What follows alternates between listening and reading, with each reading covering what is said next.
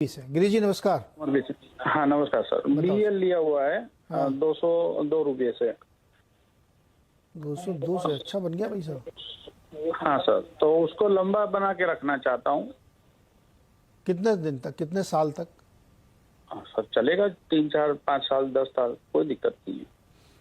राजेश जी अब आपके लिए चुनौती है, 10 साल में बताओ टारगेट क्या होगा इसका? देखिए, मुझे लगता है कि 10 साल का इसका eventually target it should be above 400, 400 450 तक जाएगा। 10 साल में 400? आपको कितना लगता? अरे 310 का चल रहा है, 10 साल में 400 हो जाएगा भैया। अच्छा चलो कम करो थोड़ा, 5 साल का टारगेट बताओ। हाँ बस मैंने 5 साल के हिसाब से सोचा था, आपने 10 पकड़ा। मुझे फंसाओ मत। चलो 5 साल का देखो, मैं तो गिरीश जी का आदमी उधर से बात करूंगा ना। हाँ 5 साल का। देखिए, इतना लंबा लंबा सोचेंगे ना तो चार्ट कोलैप्स हो जाएगा। हाँ। हम थोड़ा सा सामने वाली चीज देखते हैं, बहुत लंबा सोचने को जाएंगे तो लगता है। क्योंकि देखिए, मैं शॉर्ट टर्म टाइम फ्रेम पे देख रहा हूँ, मुझे मेरे हिसाब से एक बार के लिए करेक्ट होगा। मुझे लगता है इन पर्टिकुलरली मार्केट में और इन पर्टिकुलर सेक्टर में करेक्शन आना एक जरूरी है, और करेक्शन के बाद ही यहाँ पे एक फ्रेश रैली मिलेगी। तो रही बात बीएल की, देखिए बीएल हमने हर लेवल पे बाय दिया है, मुझे अभी भी याद है मैंने 110 से यहाँ पे बाय दिया था, तो अभी ये 320 पे खड़ा है।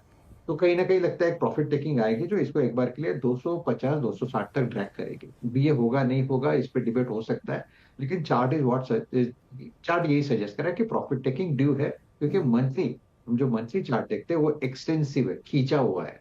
तो ये दिखाता है कि कम से कम 250 तक का एक करेक्शन आएगा। तो इवेंचुअली अगर उतना करेक्शन आएगा तो मैं यही कहूंगा कि अगर मेरे पास पोर्टफोलियो हो तो मैं आधा बुक करूंगा, 50% रख दूंगा, मेरे घर पे है तो प्रॉफिट भी आ जाएगा, उसको मैं एफडी में डाल दूंगा या किसी और स्टॉक्स में डाल दूंगा। मैं 50% जो इसे रन करूंगा, क्योंकि मुझे पता है 250 तक आएगा। तो वो प्ले मैं यहाँ पे खेलना पसंद करूंगा rather than holding for a long term. जो उनका सवाल था तो वो अभी भी मैं मानता हूँ, क्योंकि चार्ट सजेस्ट करता है कि एक बार के लिए 250 तक आएगा and then you will see a rally up to 400 plus. Okay, तो अभी मतलब आप ये करो कि इस समय बेच के जब 250 पे आए तो दोबारा एंट्री कर लें। जी, थोड़ा करेक्शन, थोड़ा कूल ऑफ होना जरूरी है।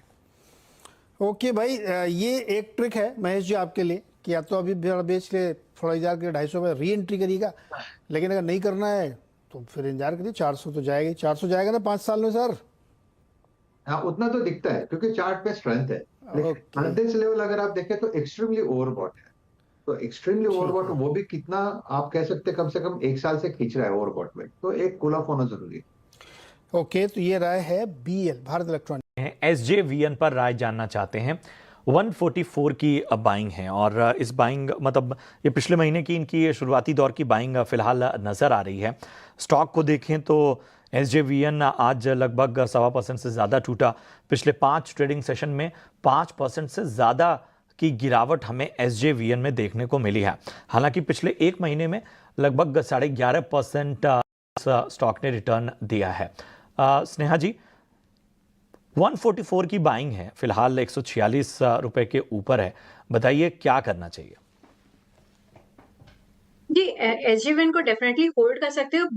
स्टॉक शॉर्ट टाइम में काफी अच्छा रैली देखने को मिला है स्टॉक में, तो कहीं ना कहीं हमें वो प्रॉफिट बुकिंग देखने को मिल रही है। बट जो इलेक्ट्रिसिटी जनरेशन जिस सेक्टर में ये कंपनी है, डेफिनेटली उसमें ह्यूज पोटेंशियल है। गवर्नमेंट के बहुत बड़े टारगेट से FY30 तक थर्मल पावर में कैपेसिटी ऐड करने का। At the same time renewable power side में भी गवर्नमेंट की काफी बड़ी फोकस है, तो अपॉर्चुनिटी बहुत है। इस जस्ट कि थोड़ा से वैल्यूएशन स्ट्रेच हो गए हैं शॉर्ट टाइम में रैली आ जाने के कारण, तो कहीं ना कहीं हमें वो बीच में वो वॉलेटाइल मूव्स डेफिनेटली दिखेंगे। बट अगर लॉन्ग टर्म होल्डर है तो डेफिनेटली होल्ड करना चाहिए। ठीक है, तो आपको यहां पर बने रहने की सलाह मिलती हुई।